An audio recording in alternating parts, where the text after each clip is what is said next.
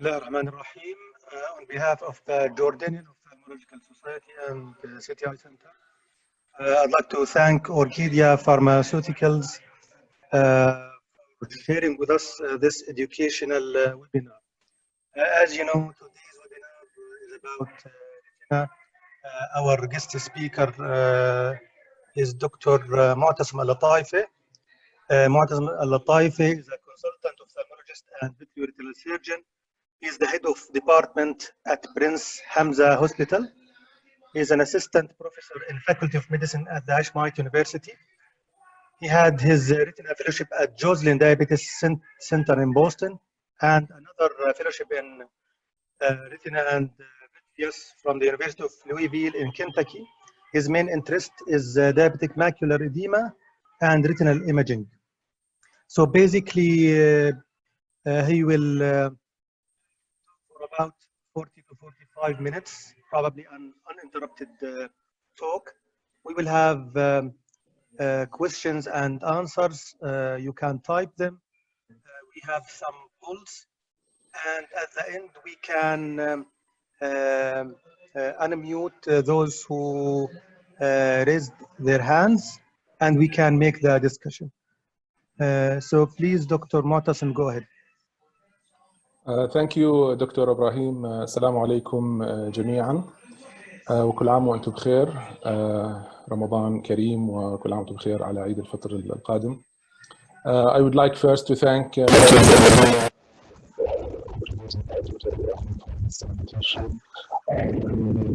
voice, Mu'tasim, the voice another time. Okay, good. It's okay now? Okay now.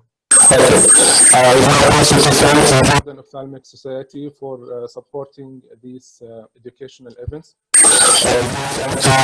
Orchidia Pharmaceuticals for hosting us this evening. Thank you for all the attendees, and I hope this lecture will be of value for everybody. So let me share my slide. My talk basically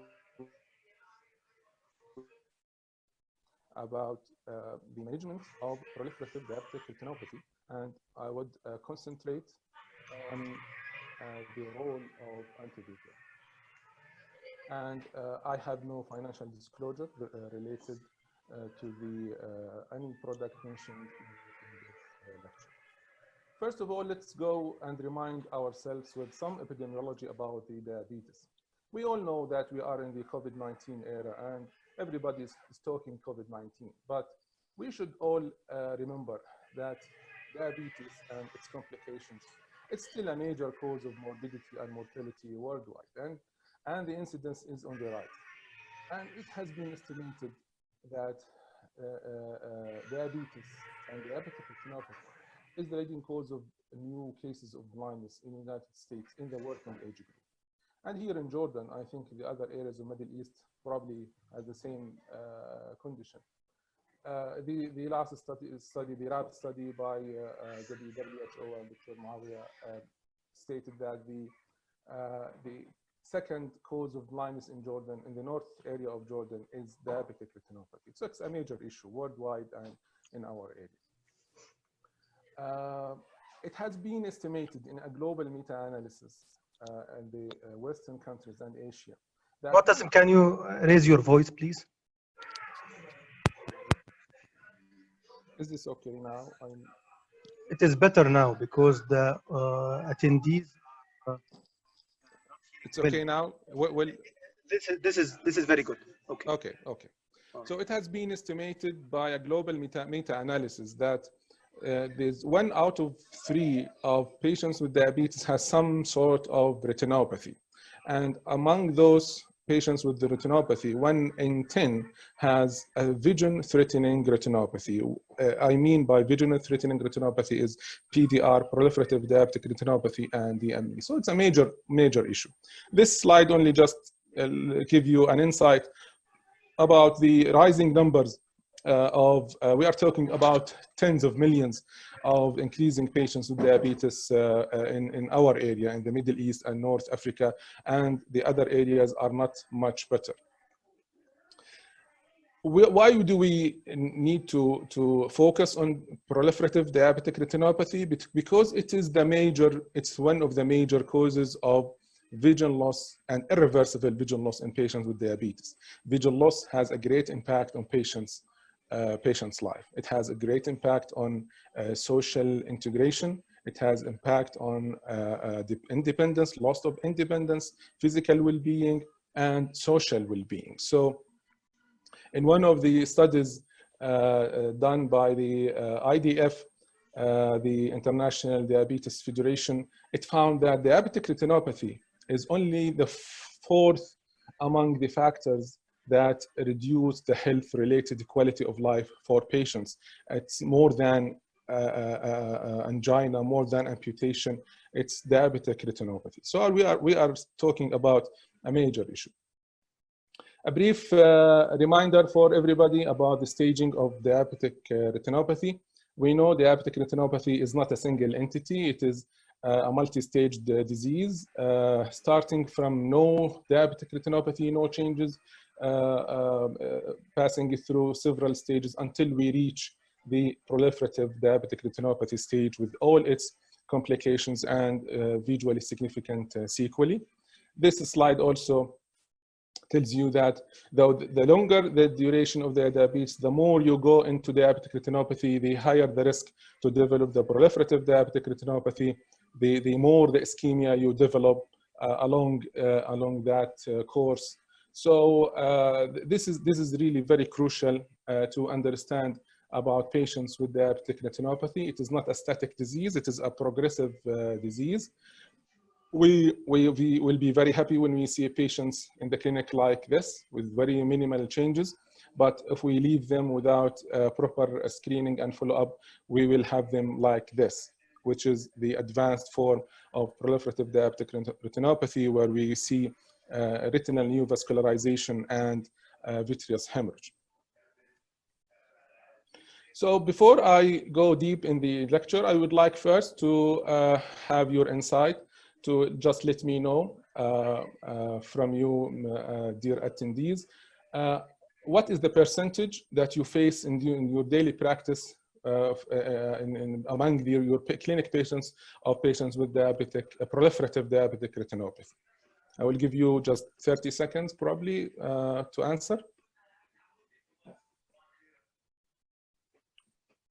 Of course, I understand that it will depend on the type of practice you have, but this will give me some insight about the attendees.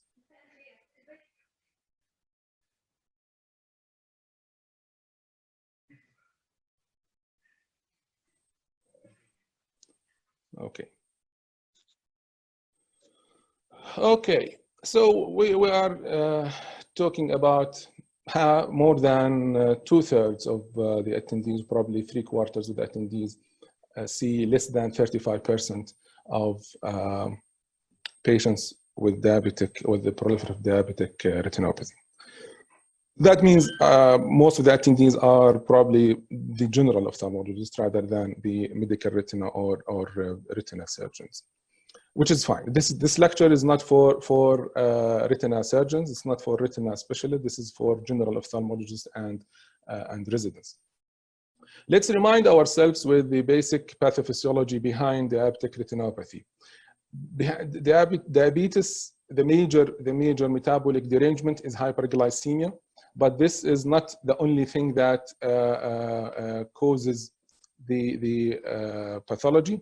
Hyperglycemia will lead to multiple abnormalities, metabolic abnormalities. It will lead to oxidative stress, to protein kinase C activation, polyol pathway activation, renin-angiotensin system abnormalities. That will all result in vascular endothelial dysfunction with the resultant ischemia or increased permeability that leads to the different findings of diabetic retinopathy. And this image will show you the central role of VEGF in diabetic retinopathy. It plays a central role for both the diabetic macular edema and the neovascularization and the proliferative diabetic retinopathy, and a lot of metabolic problems, a lot of inflammatory issues, a lot of growth factors. They end up upregulating the vascular endothelial growth factor, leading to the different clinical pictures. So when we talk about the anti-VEGF, we are talking about drugs that attack the core of the pathophysiological mechanism, at least regarding this entity. Treatment of diabetic retinopathy in general depends on the stage of the disease and the state of the macula. But there are other important factors that should be taken in consideration, which is the cost of the service, ease of access to ophthalmic service, compliance of patients with follow-up, and associated comorbidities with those patients. This is another diagram that just give you a quick summary of how do we treat each stage with diabetic retinopathy. I will talk mainly tonight about the treatment of PDR, talking briefly about PRP, the laser, pan-retinal photocoagulation, and the anti-VEGF. I will not talk about vitrectomy.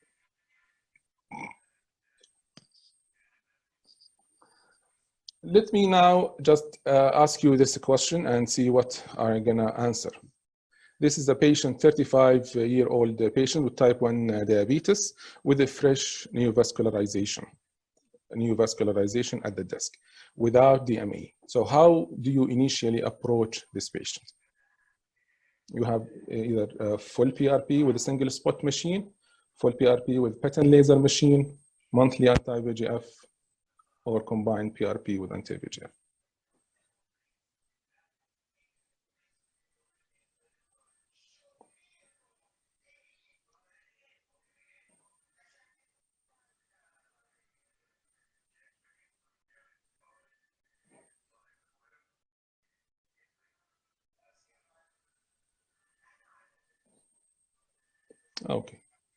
Okay, that's great. So the majority of the attendees will go for a laser and plus anti-VEGF. The minority will go for solo treatment with anti-VEGF. This goes with a lot of the practice worldwide, not only here. Let me start now talking about laser, pan-retinal laser photocoagulation. The people who first pioneered the PRP were in the late 60s, Lloyd Aiello and his Beaton, the father-in-law. They noticed that patients with extensive retinal scarring, they have less severe form of proliferative diabetic retinopathy. So they started the idea of inducing retinal scarring for those patients in order to reduce the risk of PDR. Then they started to do laser with the xenon arc laser. And how the laser works? Laser usually works by destroying the photoreceptor layer. The laser energy is absorbed by the retinal pigment epithelium. Secondary to the heat that is generated, the photoreceptor will coagulate and die. The inner retina is preserved, typically is preserved. And that will allow the oxygen from the choroid to freely move into the inner retina, bypassing the photoreceptors, which are now dead. And that will improve the oxygen tension on the retinal, in the inner retina, and decrease the rate of neovascularization. Here, this is a picture that compares, just to tell you how bad was the laser previously. We compare the xenon arc laser with those large, ugly scars, but effective. They reduced the rate of blindness a lot at that area, at that time. But now we are having a very elegant machines doing laser, and we can just draw and do whatever we want on the retina of the patient with very precise pattern laser machines. Along the course, since that time, there have been a lot of developments and a lot of studies that try to find solution and to confirm the effectiveness of different treatment modalities for proliferative diabetic retinopathy. And the major study that put the PRP as the key treatment option for PDR is the DRS study in the late 70s. And after that, we have the Protocol S and the Clarity studies, which came in around 2015, which put the anti-VEGF on the stage as somehow a replacement for the laser treatment for the PDR.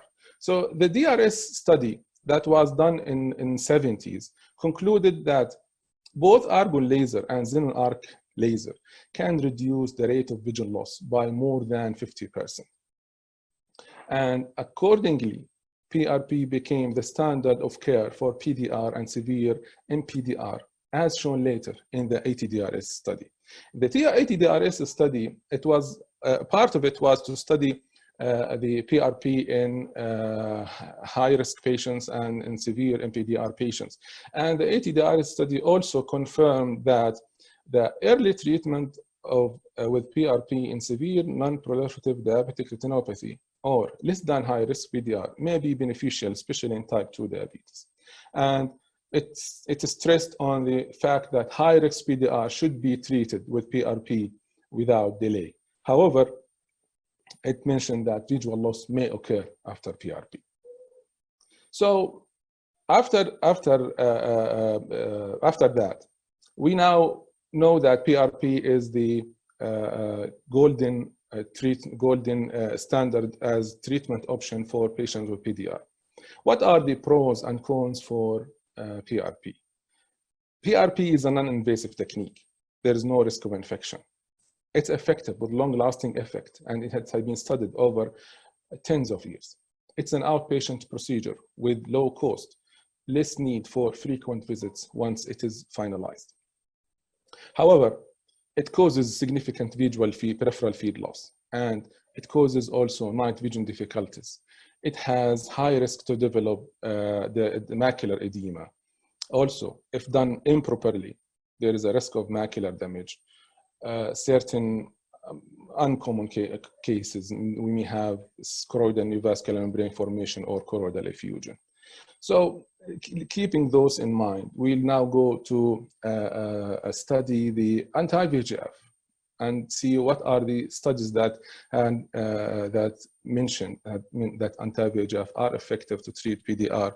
And we'll study the pros and cons for anti-VEGF. First of all, human studies showed that eyes with PDR had higher levels of vascular endothelial growth factor in vitreous or fibrovascular tissue than normal eyes. And also, a lot of research, basic research, confirmed that the VEGF-A 165 splice, which is the most common splice, has been implicated as the cause of pathologic neovascularization in the retina. Also, a lot of molecular studies have shown that VEGF-A promoted vascular permeability and angiogenesis through its interactions with VEGF receptor 2 and vascular endothelial cells. So those studies prompted the need to study and try to use anti-VEGF in treatment of proliferative diabetic retinopathy. Although this anti-VEGF will hit the core of the disease, but the adoption of anti-VEGF in the treatment of PDR came late a little bit after a lot of studies that was done on the AMD and DME.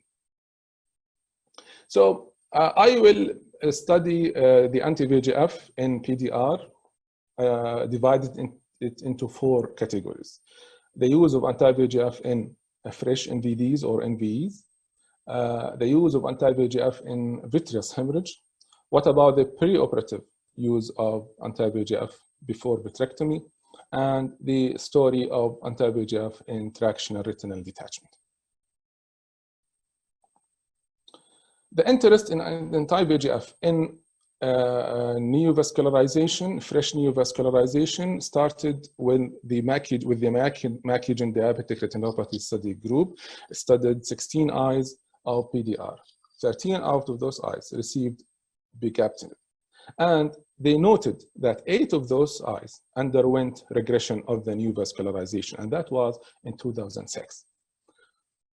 Also, another study in BMJ in 2009 mentioned that the use of vigatinib produces short-term marked and rapid regression of retinal neovascularization.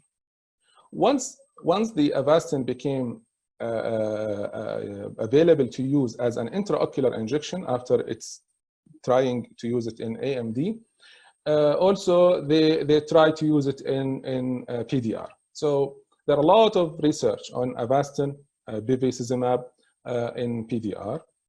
For example, this study from the Retina Journal 2009 studied the intravitreal bevacizumab for persistent new vessels in diabetic retinopathy, and they achieved a short-term reduction of fluorescein leakage from a persistently active neovascularization. Another study combined bevacizumab with PRP, and they managed to get a greater reduction in the area of active leak. The studies that were done on the DME for ranibizumab and aflibercept also gave us insight about the effect of those two molecules on the diabetic retinopathy severity score and the proliferative diabetic retinopathy. And this table shows you the data from RISE and RIDE, and it showed that there was a reduction in the diabetic retinopathy severity score in 76% of patients compared to sham patients. And this was a great achievement.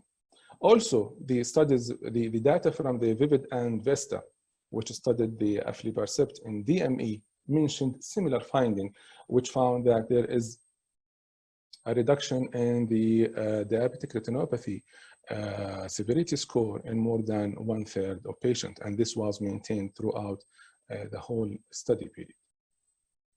The data from Protocol T also suggested very much similar findings in NPDR, the non-proliferative diabetic retinopathy. All the 3 agents used in Protocol T managed to reduce the diabetic retinopathy severity score, and also they managed to help in regression of neovascularization in patients with PDR. So this pushed the researchers, the DRCR network, to initiate the Protocol S. Protocol S is the study that studied ranibizumab as solo treatment compared to PRP, which is the golden standard for treatment of PDR.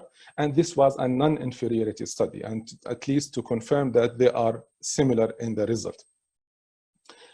The Protocol S initially was for 2 years, and they extended the protocol up to 5 years, and now we have the 5-year data.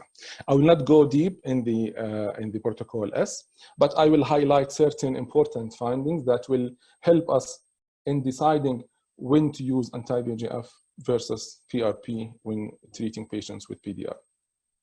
First thing I want to mention is the percentage of people that completed the study. So at the 2 years, 88% in the ranibizumab group and 86% of the PRP group complete the study. Fair enough. But when they continued up to the 5 years, this number dropped to 69% for the ranibizumab group and 65% for the PRP group, which is a very significant drop and loss of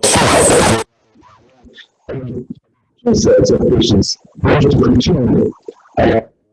Study has been necessary. واطس الصوت مرة the voice again. Okay, I'm trying my best. Okay. Now it's good. Okay. So the second point that I want to highlight is the number of injections at the 5 years. For the ranibizumab group, at the end of the 5 years, the mean number of injections was about 19. The PRP group, some patients they gave them injections, so it is about 5. The important thing that I would like just you to look at is that still in year 3, 4, and 5, still some patients they needed injections. That means some patients they reactivated, And we remember that 1/3 of patients, they are lost. So the loss of follow-up. So we wonder if part of those 1/3 of patients have reactivated again, and they didn't get the proper treatment at that time. The third thing is the visual acuity. At the end of the 5 years, both ended with the same amount or same level of visual acuity improvement. And the visual field loss, at 2 years, there was a huge difference between the patients with the ranibizumab group and the PRP group. But surprisingly, this difference became less at the end of the 5 years. So even the patients with ranibizumab group, after the second year, their visual field also dropped dramatically. There is no clear explanation for that, but some researchers explain it by the natural course of PDR, which is characterized by the progressive increasing area of non-perfusions, retinal non-perfusion. And this also shows you the risk of development of diabetic macular edema, and it is clear that patients who had PRP, they have higher risk to develop diabetic macular edema compared to patients receiving ranibizumab. So in summary, regarding the 5-year results of the Protocol S, there is only 66% of participants participated in the complete 5-year analysis.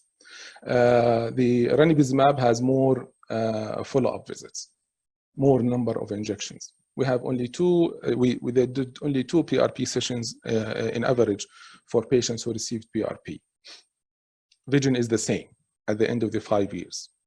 And visual field, yes, it is worse in patients with PRP, but remember that there is also visual field loss in patients with ranibizumab at the end of the 5 years. Regarding the development of vision impairing DME, higher in patients with PRP, there was also a higher number of vitrectomies in PRP patients, but there was no statistically difference between groups in the major systemic adverse events that were recorded. Also, there was no difference in the patients-oriented life needs between the patients, the ranibizumab and the PRP group. So the Protocol S has a loss of follow-up, a very high percentage of loss of follow-up, and the visual acuity is the same, with higher rate of diabetic macular edema. Now we come to the Clarity study. The Clarity study studied the other agent, which is the aflibercept, and it is also a non-inferiority phase 2 study that compared PRP to aflibercept. The visual acuity was better in patients who took aflibercept, and it became close to not only the non-inferiority, but also to the superiority, according to the authors of the article. There was higher percentage of patients that had gain of more than 10 letter in patients with aflibercept compared to the PRP patients, and a corresponding decrease in number who lost of more than 10 letters. Edema is a problem with patients with PRP, higher reported cases of macular edema. The total regression and the partial regression of neovascularization was significantly higher in patients taking aflibercept.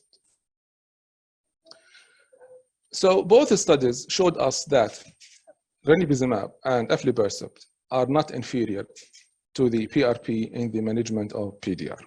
Both study groups, they also analyzed the cost effectiveness of their treatments. So the DRCR network did a cost-effective analysis, and the Clarity study groups also did a cost-effective analysis. So on both of them, they concluded that PRP is more effective, more cost-effective for treatment of PDR without DME. But both aflibercept and ranibizumab were more cost-effective in patients with PDR and DME. However, the cost-effective analysis did not account for any additional procedures that were required during the period of the study. So to summarize, what are the pros and cons of anti-VEGF? So anti-VEGF are not inferior to PRP in terms of visual acuity improvement. They are definitely less destructive. We have less visual field loss and less DME. However, they are less cost-effective, especially in patients without DME. They require follow-up visits. They lack the long-term data, although we have up to 5-year follow-up on the protocol as patients, but still we don't have the data after the 5 years, what will happen. It's an invasive procedure with frequent injections, and that will carry an accumulative risk. Now come to the question number 3. Just let me have your insight before moving to the second segment. What is your approach to a patient, 65-year-old type 2 diabetes with a fresh vitreous hemorrhage? Do you observe, or do you give anti-VEGF, or do you take early to the theater?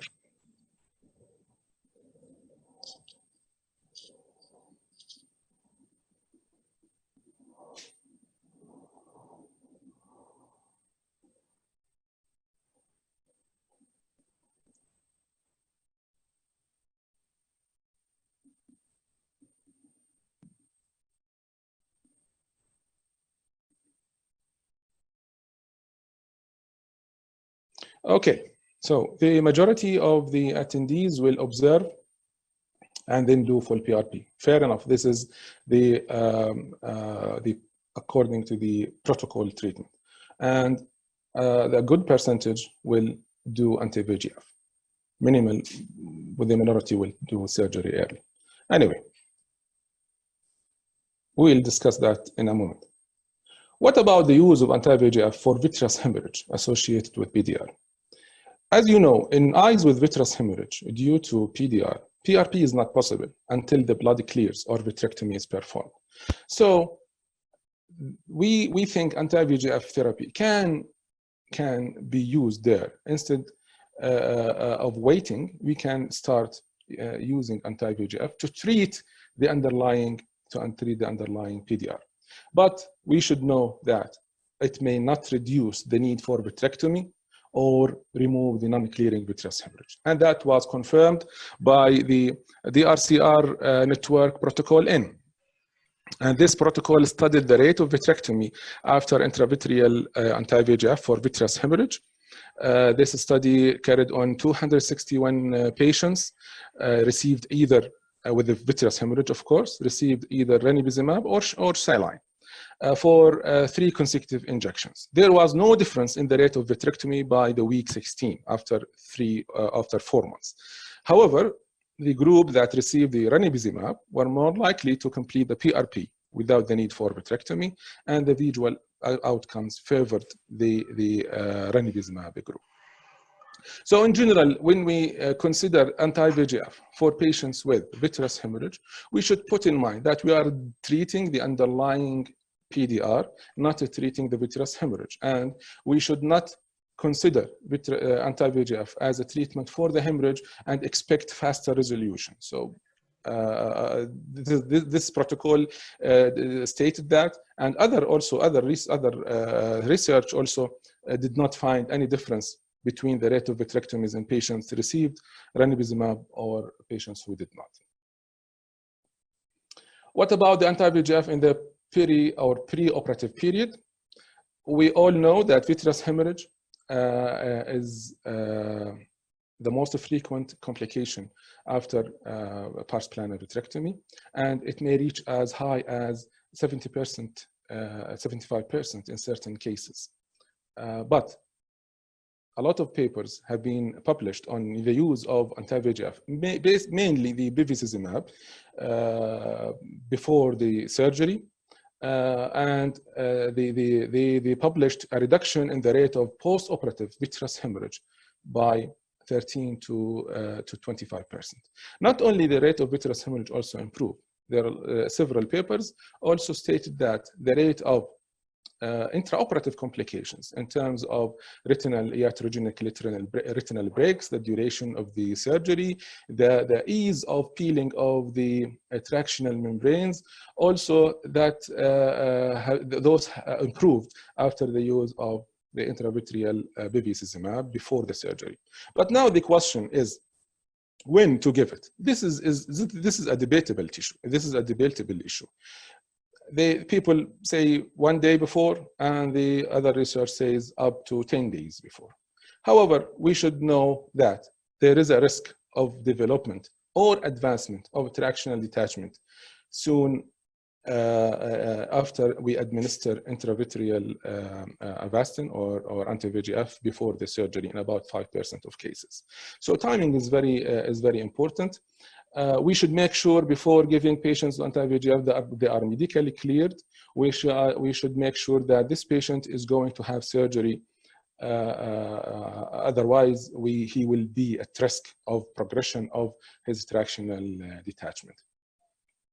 There is, as I said, a debate about the timing, and this is the subject of your next poll. If any one of you do retinal surgery or assist in retinal surgery, when do we give intravitreal bevacizumab before surgery?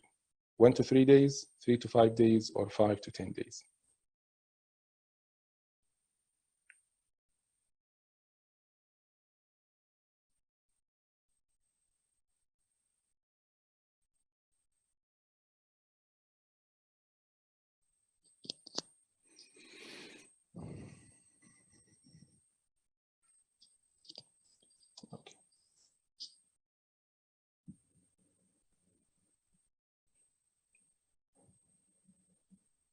Okay, so the majority is 3 to 5 days, which is the practice of most of the retina surgeons nowadays. Still, there are some research that suggests the 5 to 10 days based on basic research that we require that angiogenesis or the inhibition of angiogenesis needs at least 4 to 5 days to observe. And the progression into fibrosis need another 5 days. So they suggested, one of the good papers about that, they suggested to the 5 to 10 days. But I think most of the retinal surgeons will give it within the 3 to 5 days after, before the surgery.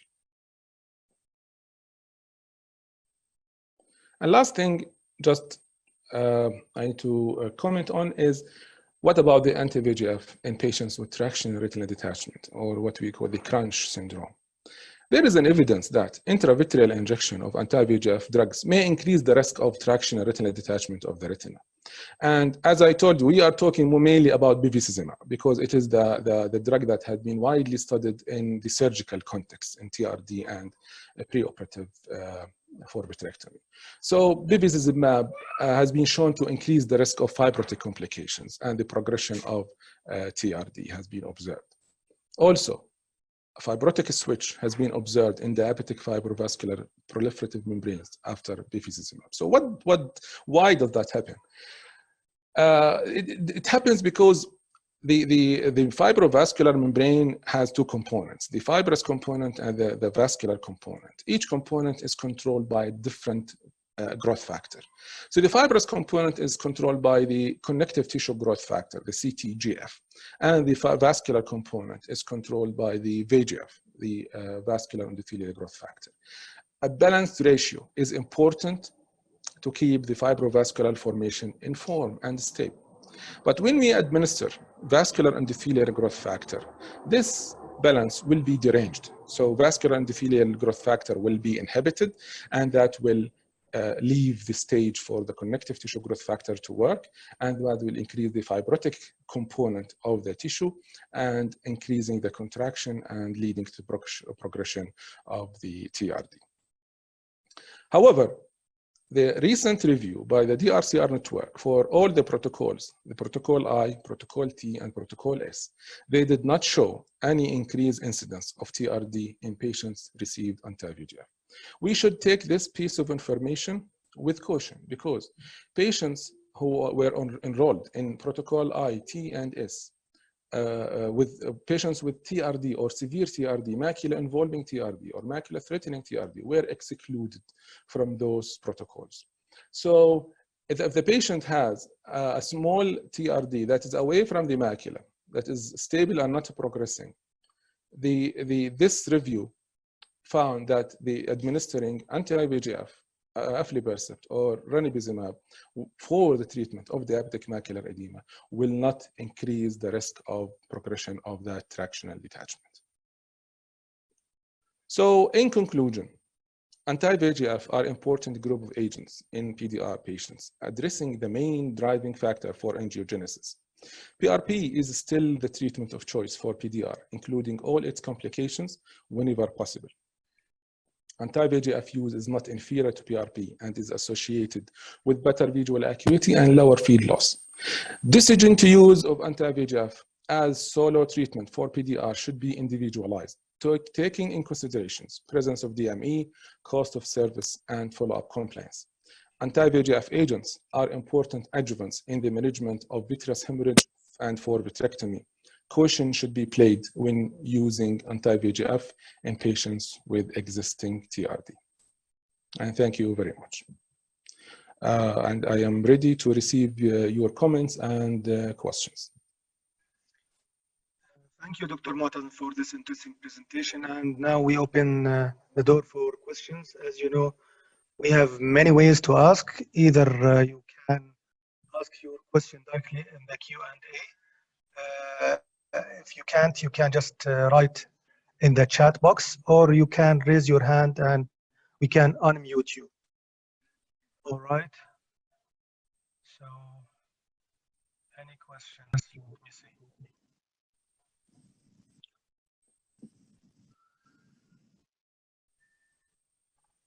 Any questions?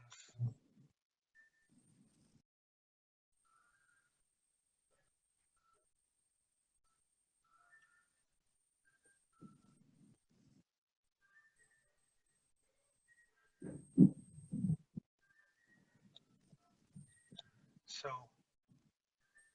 no questions? No, I think my system is frozen now. But can you open the Q&A from your screen? Okay. Okay, so do we have a question from Dr. Muhammad Fuad? What is meant by a non-inferiority in studies? So non-inferiority means that the study is designed to just make sure that two agents have the similar effect, not one is superior to the other. And margin your voice. okay. The non-inferiority margin that was considered in both studies, the clarity and the protocol S, is the 4-letter margin.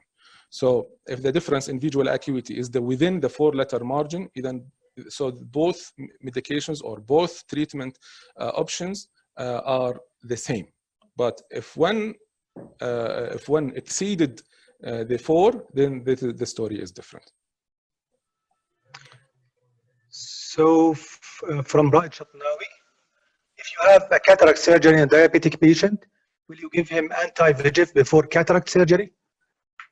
Okay, so in general, if the diabetic patient without diabetic retinopathy, without diabetic macular edema, you can proceed without giving anti-VEGF. Although people may say the other thing. Other people believe that every diabetic patient should be given anti-VEGF before to reduce the risk of DME. I don't do that a lot.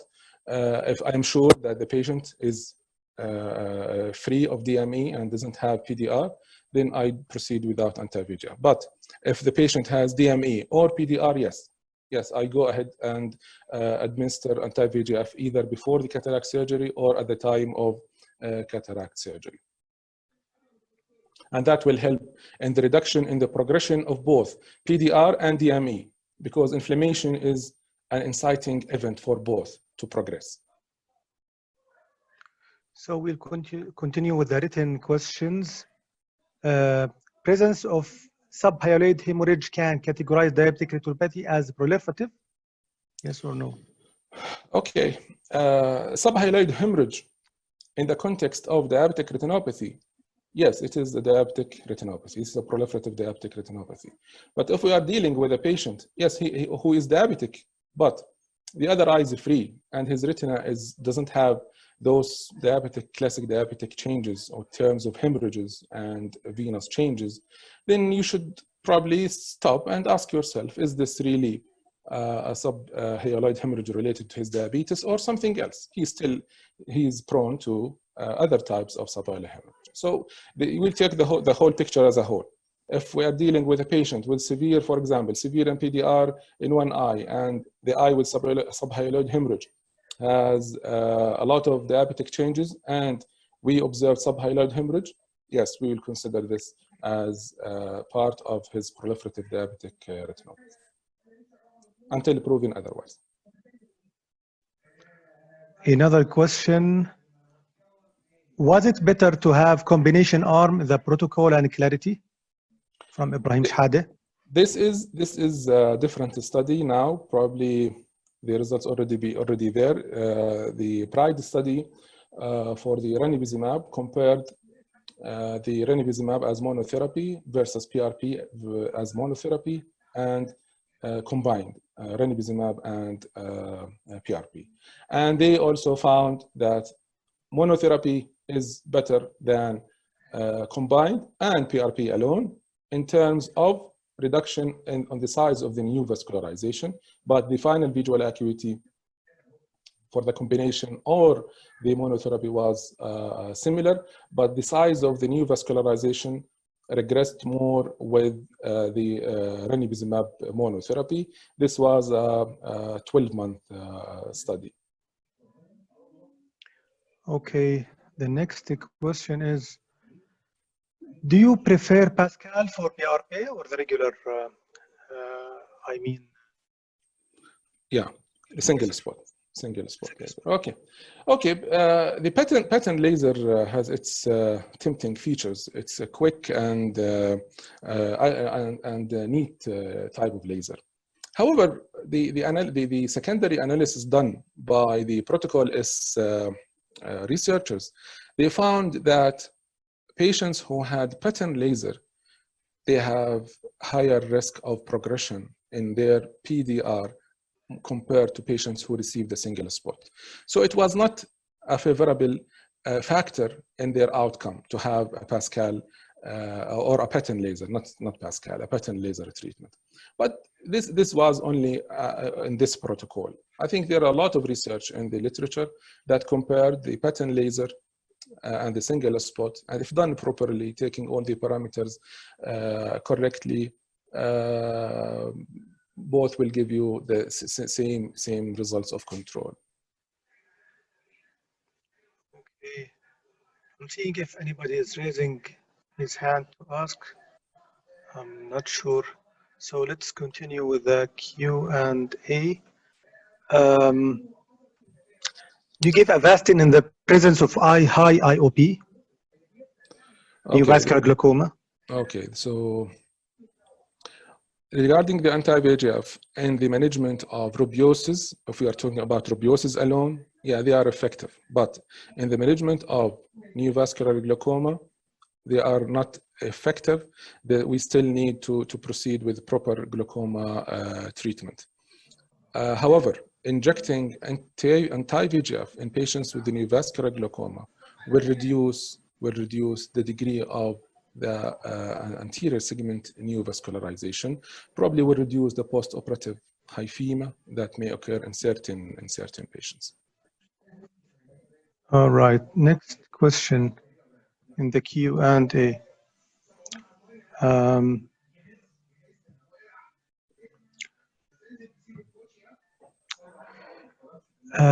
Laser versus anti-VEGF in COVID-19 time, from Valentina Vega. Laser versus anti-VEGF. Okay. Well, we're not doing either laser or anti-VEGF. Our patients who started their practice, probably starting patients on PDR with laser treatment and giving them longer duration of follow-up, reducing their frequent visits. Probably this is reasonable at this stage. Okay, can presence of subhyaloid hemorrhage categorize diabetic retinopathy as proliferative? We answered this question just. The next question, my question is non-clearing or slowly clearing VH. How much do you wait to do PP vitrectomy? Okay, usually I wait 1 to 3 months. So not less than 1 month, not more than 3 months. Depends on the slots, surgical slots I have. So if I have empty slots, I will go faster. So I will go probably after 1 month. We have a small gauge vitrectomy in Hamza Hospital, so we can go and do the surgery. And usually, if not, probably he will take longer than that, 2 or 3 months. But ideally, within 1 to 3 months. Regarding neovascular glaucoma, the use of anti-VEGF intracameral versus intravitreal, a question from Mace. Okay, so the intracameral, there are a lot of research on the use of intracameral anti-VEGF and reducing the rubiosis. The answer that I answered just a minute before was about the intravitreal anti-VEGF agents.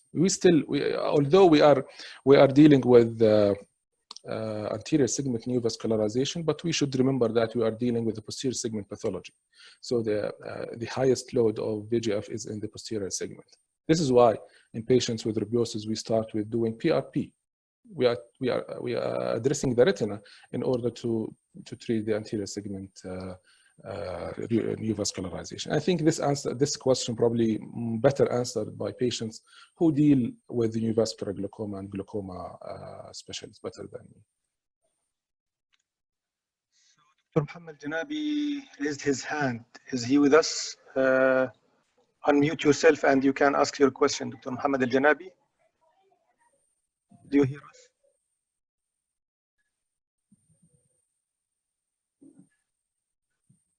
Muhammad? Okay. Another question. Any role of genetics in developing PDR more? Yeah, of course. Of course, there are a lot of studies on genetics that pointed that certain genes may increase the risk of development of PDR. And one of the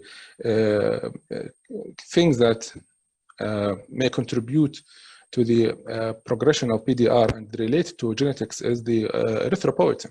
Erythropoietin, we know what is erythropoietin and how important it is, but it has been also implicated as a growth factor, as a new vascular or a vasogenic growth factor, and this is related to some to genetics, and this is a familial issue. Can you comment on the role of intracameral anti-VEGF in case of rubiosis? I think you talked about this, right? We talked about that, yes. Yeah, different question. Do you believe in now COVID time better to treat with long-standing drugs like Ozurdex? Ozurdex for PDR, it's not there. I think you mean Ozurdex for DME. This is the question. I think because it's the longest-standing drug with less interventions, less exposure of the patient. Your voice is not clear again, Mu'tasim. The voice is not clear, Mu'tasim. Mu'tasim, the voice. No. Okay, good. Okay. Regarding Ozurdex, as I told you, Ozurdex for the PDR has no role, but for DME, definitely. If you think your patient will benefit more of Ozurdex, you go ahead and give him Ozurdex. Good. I don't see any further questions. So by this we conclude our meeting, And thank you all for your attendance. It was really nice and very informative. Thank you, Dr. Matasan, for the nice presentation. And Thank good night. you. Thank you very much for everybody. Thank you for listening. Thank you for Orchidia, and have a good night.